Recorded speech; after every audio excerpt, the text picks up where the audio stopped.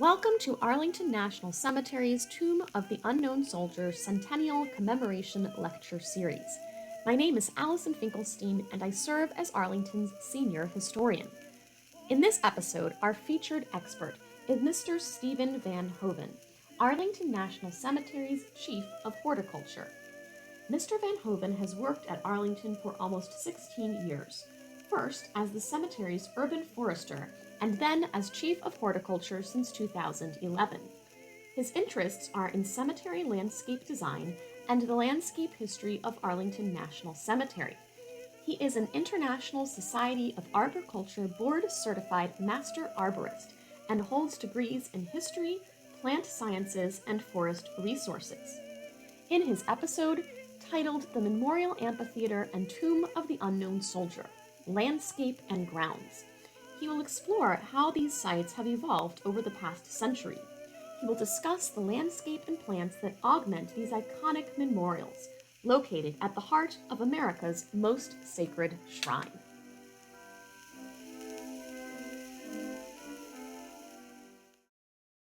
This year, Arlington National Cemetery commemorates the 100th anniversary of the Tomb of the Unknown Soldier. The Memorial Amphitheater and tomb are situated in the heart of the 639 acres of ANC. The grounds and landscape are essential to the iconic image of Arlington National Cemetery. In commemoration of the 150th anniversary of the cemetery in 2014, the entire grounds were designated as a memorial arboretum. The arboretum is comprised of the more than 9,500 trees and shrub plantings that grace the resting place of over 400,000 of our nation's service members and their families. The Tomb of the Unknown Soldier at the Memorial Amphitheater was not the first memorial to unidentified war dead at ANC. At the end of the Civil War, General Montgomery Meigs designed the Tomb of the Civil War Unknowns. Constructed in 1866 on the grounds just to the southwest of Arlington House, the tomb contains the remains of 2,111 unidentified soldiers. The area chosen for the tomb was amongst a stand of trees known as the Grove during the time of Custis's estate. The stand of oak trees created a cathedral-like canopy over the tomb. Today, some larger white oaks near the tomb provide a sense of the original setting. Unfortunately, several of the larger trees directly adjacent to the tomb have been lost over the years. In 1868, the first Decoration Day, the precursor to Memorial Day, the ceremony was held at Arlington National Cemetery.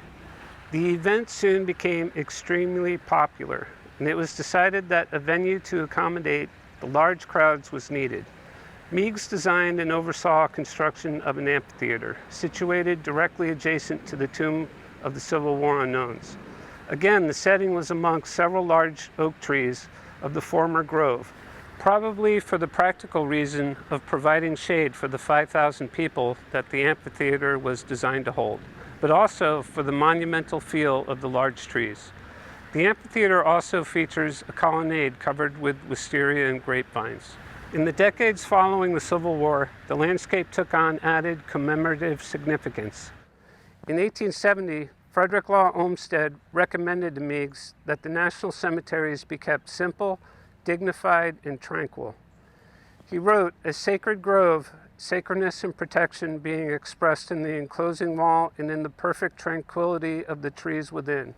This letter likely influenced Meigs to design a Sylvan Hall, a planting of trees in the form of a Gothic cathedral.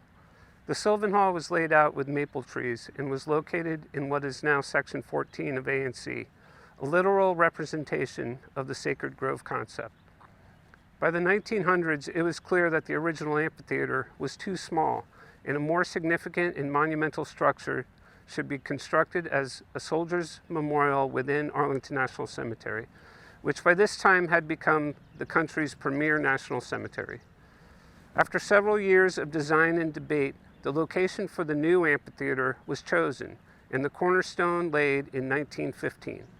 By 1919, the amphitheater was substantially complete, and the landscape and beautification of the grounds started.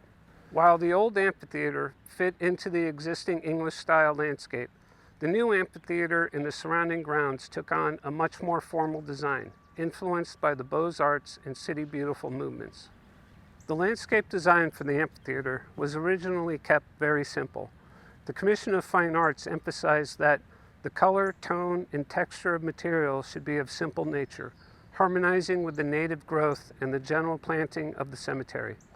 Planting of large trees should be to give the effect of the woodland extending up to the amphitheater surroundings.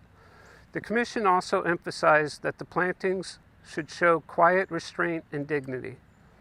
One of the first planting projects to start was the transplanting of about 30 eastern red cedars from other parts of the cemetery to the amphitheater grounds. David H. Rhodes, who served as the landscape gardener at A&C from 1874 to 1930, oversaw the selection and transplanting of the red cedars. The landscape plan called for over 125 trees to be planted, but only about 30 trees were found to be suitable for the project. Other red cedars were purchased and planted. In addition to the red cedars, other plants that were part of the original landscape design included boxwoods, yews, and rhododendrons.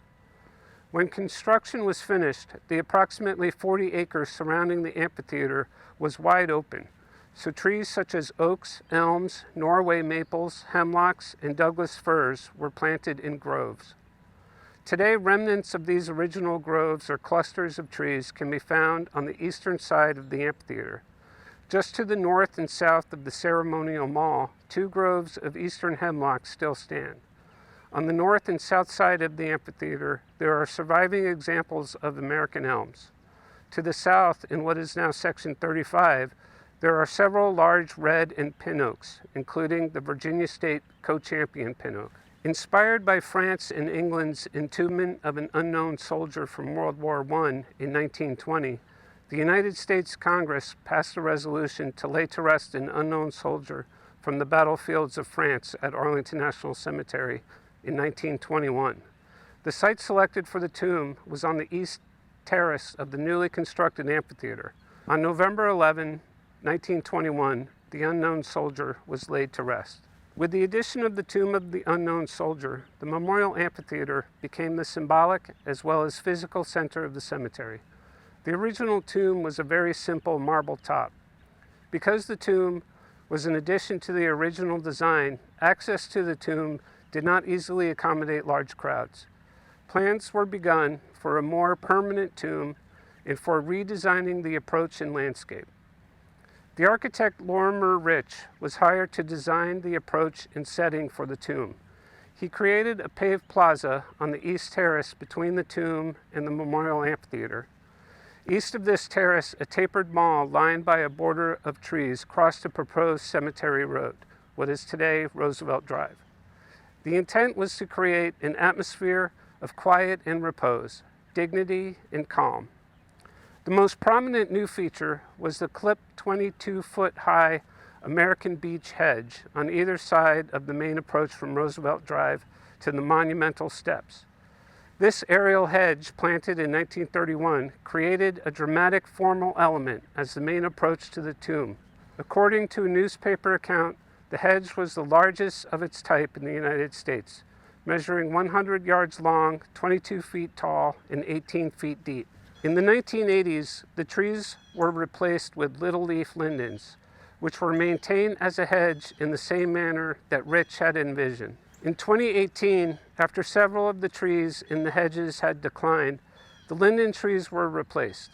The cemetery will shape these trees into hedges in the coming years as the trees mature. The landscape at the Memorial Amphitheater and Tomb of the Unknown Soldier has changed substantially over the last 100 years. Part of that change has been the addition of commemorative memorials to honor veterans of subsequent wars and events since World War I. These include several memorial trees planted on the amphitheater grounds. The oldest is the memorial tree dedicated in 1932 to the mother of the unknown soldier. This river birch and plaque are located along Memorial Drive on the north side of the amphitheater. Also on the north side of the amphitheater are a linden tree dedicated to those that were serving at Pearl Harbor, a granite bench and Korean mountain ash dedicated to veterans of the Korean War, and a linden in honor of Purple Heart recipients. These trees are part of the Memorial Arboretum at Arlington National Cemetery, a living memorial to our nation's veterans.